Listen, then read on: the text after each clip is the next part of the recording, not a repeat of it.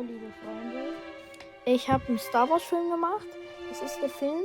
Ich wollte nur Bescheid sagen, was in diesem Film ist, hat nichts mit Star Wars zu tun. Das Einzige, was es mit Star Wars zu tun hat, ist der Name.